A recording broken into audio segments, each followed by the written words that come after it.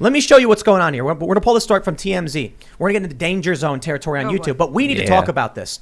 Aaron Rodgers, NFL teams are recommending my COVID medical regimen to treat players. What?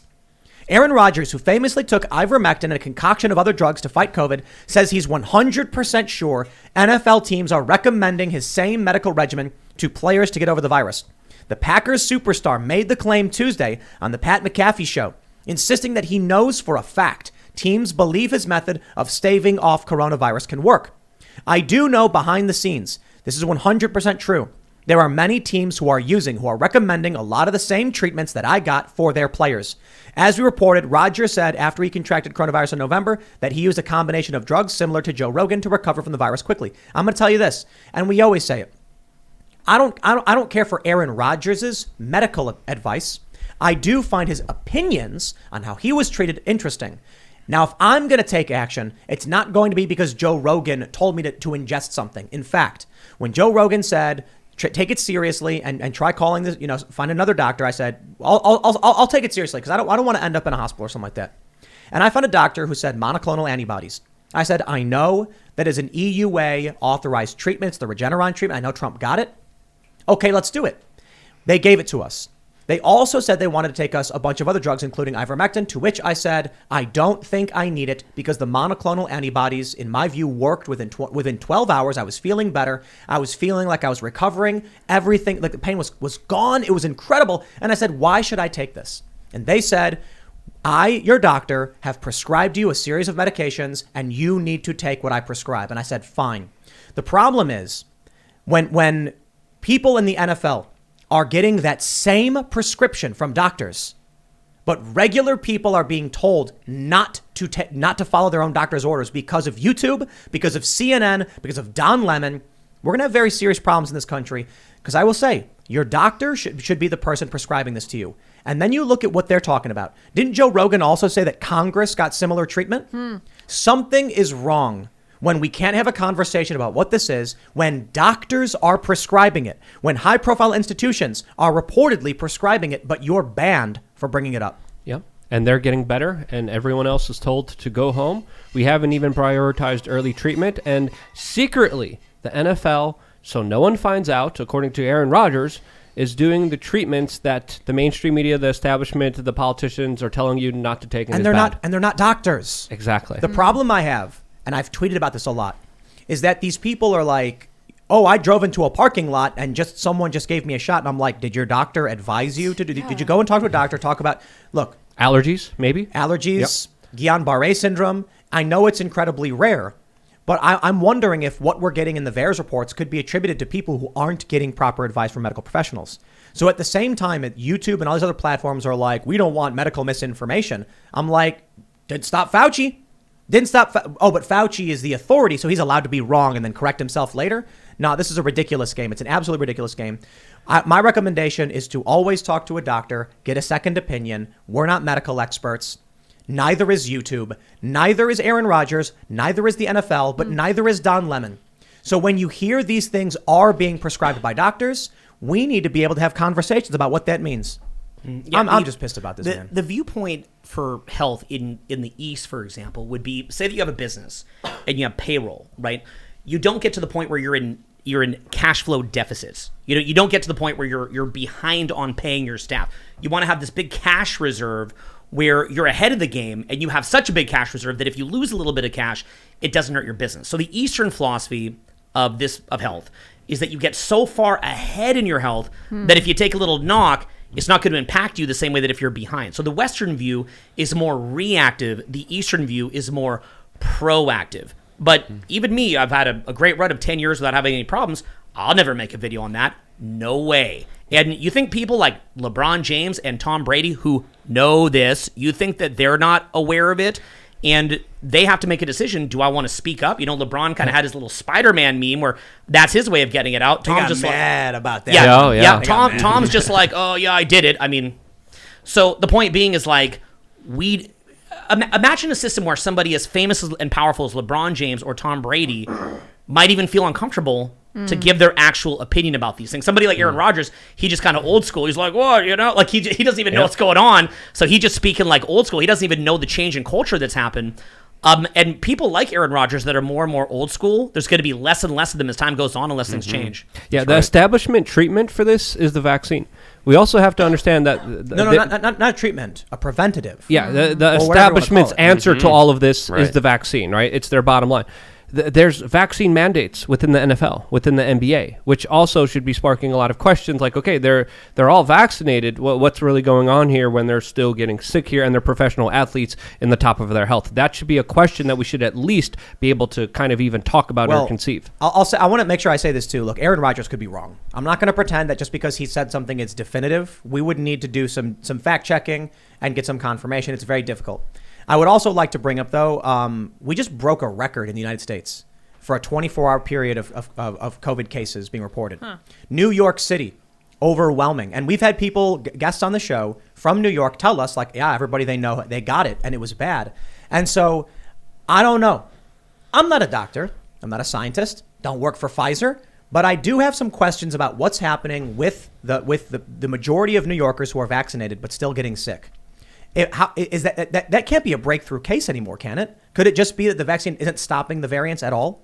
Well, again, we don't know a lot of this because a lot of the data is being hidden away from us. The CDC director just announced, after major corporations asked her to stop the quarantine from 10 days to 5 days, she just came out on CNN today and said, quote, "It really had a lot to do with what we thought people would be able to tolerate," explaining her decision to why she shortened the quarantine time after major corporations asked her to do so. That's not science. That's not anything definitive that actually might help people or not help people. What made you come down to this decision? What we're going to tolerate? There's a lot of implications behind those words. I'm so done with the social media guidelines or whatever, because they're out of date. They make no sense. They make no sense at all. The science has changed so often and so quickly and then changed again that I don't even know what the rules are at this point. Right. So, like, can we talk about one of the most famous quarterbacks in the world saying what the NFL is doing on Joe Rogan? No idea. Literally no idea. So I'm just waiting for that ban hammer any moment, because they're just like, someone at YouTube, here, I'll tell you what's going to happen, because we've seen it to other people. Crowder cites the CDC, strike. Yep. It's like, he was reading the CDC. Who was it? There was a CDC article that was labeled fake news on Facebook. Do you guys remember that? Yeah, amazing. None of this, look, maybe just the system is imploding. Maybe there, at some point when we had all these different, when we had like 5 different channels and all the news came from these very specific sources, it was easy to control a narrative. Now there's no controlling it. It's just smaller tribes throwing mud at each other, and YouTube is like, they've got a lot of power. And so, like, we're banning all of this. Meanwhile, the NFL is doing this. It's like, I don't even know how you define what's mainstream anymore. Is a celebrity famous? No idea. I don't think so. I think we fractured to such an extreme degree, nothing is making sense. Yeah. What do you make sense of it? Like, what's your sense of it, Owen? How do you make sense of all this? From your perspective, understanding the social dynamics. Anything that I make an argument, you've heard of the idea of a straw man argument. Okay, so a straw man argument is where you attack the weakest possible position of that argument. Okay, and you've probably had that done on you, Tim. I bet you've had that done on you, where somebody takes what you say. We like to steal man. Yeah, we do the steal man, right? So you know what it feels like to have somebody completely cut you out of context, make you take jokes that you said that you didn't even mean.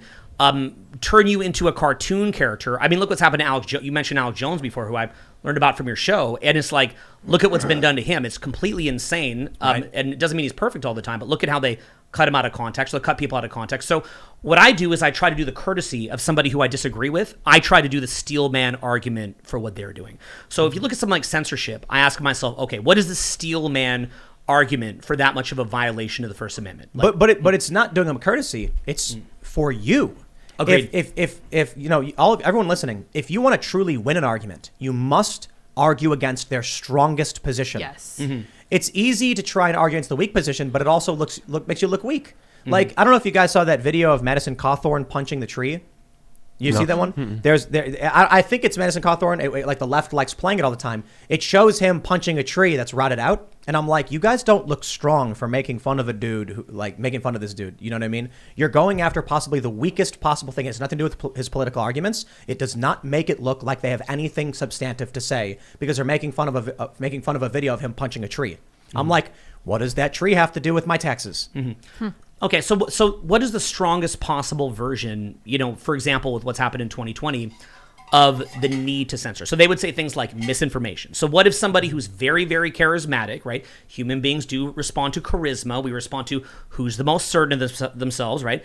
And then, one of the big arguments for censorship is they say freedom of speech is not freedom of reach. So yes, you have your free speech to do in your basement, but you shouldn't have that the big tech doesn't owe that to you to amplify that. That's what they would say, right? So then imagine a world where big tech didn't censor, and then all of a sudden some super charismatic person is like, take the pear, you just eat a pear, and then everyone's like pear. It's like pear. So it's kind of coming from a mindset that the average person is too naive and dumb not to fall in with somebody who's very charismatic. And so what that tells me, if you value the First Amendment, is you've got to start saying to yourself, well, why is it that people are being framed as stupid, people are being framed as naive, and what would it take to get our population to a point where they are capable of seeing multiple different arguments and not going pear? Like, what does it take to get to that point? What do we have to change in our education system to get to that point? Because the ultimate answer can never be getting rid of the First Amendment. That's not the answer, right? But if the steel man argument is, what about the pear guy? It's going to destroy the world. Well, if that's the counter argument, then what would be, our response back to that? We need to teach more critical thinking. We need to teach people how to have the ability to look at multiple different sources of information and to parse through it and to see what is accurate. There's a couple really good ways to look at this. When COVID happens, I say, okay, if I want to go out to eat, there's a risk. We got COVID. I know how bad it is. There's a risk. I'm willing to accept certain risks to have my freedom, and I would never tell you not to go out to eat because I'm scared. The other side of this are the people who live in big cities who are like, I'm scared, so you shouldn't be able to go out and get food. The two different factions are basically, are you demanding someone else take action for you, or are you willing to take action for yourself and to protect others? You know what I mean?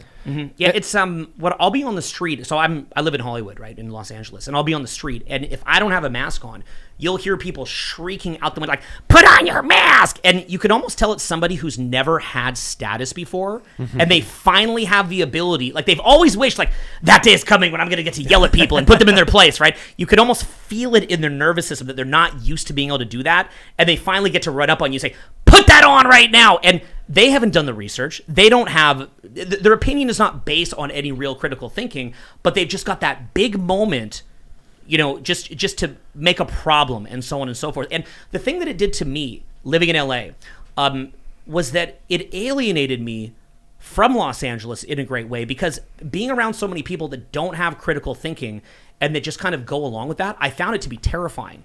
And it got to the point that even with my children, I started just traveling the country and bringing my kids outside into Montana, where there's grizzly bears, and teach them how to manage themselves around wildlife and teach them critical thinking, because I'm terrified that there's been a breach in the social contract. I just believe that, the people who we could normally look up to and just say, okay, they've got our best interest, there's been a breach in that. And so now I've got to train my children like, hey, think for yourself, think for yourself, think for yourself, be adventurous, don't be afraid, don't fall into safetyism. And I've got to train them on that.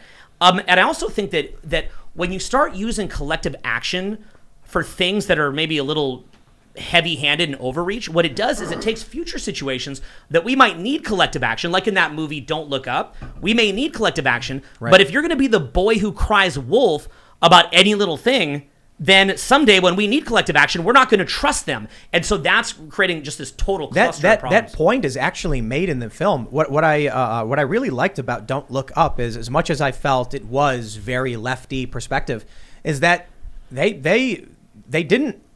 I'll put it this way. Some of the arguments they made were steel man arguments. So it's a minor spoiler alert. Just want to make sure everybody hears this before I say this next point. It's not a big plot point, but there's a point in the film where the president basically says, great, like hole in the ozone, climate change, plagues, nuclear war, terror. we've heard it all before, prove it. And I was like, we're supposed to be rooting for these scientists who are just like, trust this picture we have? And I'm like, that's actually not a bad point. The idea that the entire world would react and take collective action based on a handful of people who are trying to assert their right when we are a decentralized power structure, it's not so simple. Yeah, it was a good movie, Chris. I told you so. But anyway, Joe Rogan made a very good point. I tweeted out this video, and it's him pretty much saying, I worked on my health almost my entire life. I've taken supplements. I worked out. I've taken care of myself. And then you have literally obese people that have never taken responsibility for themselves, have never taken care of their body, who are telling me that I need to do a certain thing for them when they're not the ones that are taking care of themselves. This is absolutely absurd. He had other more kind of French words for it, but he makes a very good point, because a lot of these people who are screaming at you, that are telling you what to do, are some of the people who haven't taken their responsibility, who haven't taken that important role in their life and said, okay, this is something that I need to critically think about. This is not something that is going to go away if everyone does what I say or if everyone wears a mask. It's not. It's going to go away once you start taking care of yourself. We start worrying about the terrain. We start talking about the treatments. And again, what would happen here with Aaron Rodgers, we got to support him. That's why I put his jersey behind me. He's getting attacked by a lot of corporate media institutions. So is Kyrie Irving. He's coming back to the NBA in a very poetic way.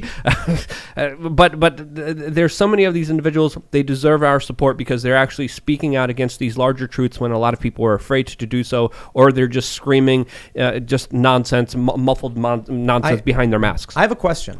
Thanks for checking out this segment from the Timcast IRL podcast. If you want to watch live, you can check out this channel Monday through Friday at 8 p.m.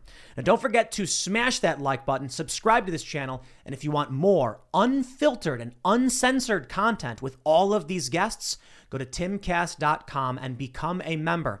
All of these guests you know and love in exclusive segments on our website where we are unrestricted in what we talk about, so you'll definitely not want to miss it. Thanks for hanging out. We'll see you all next time.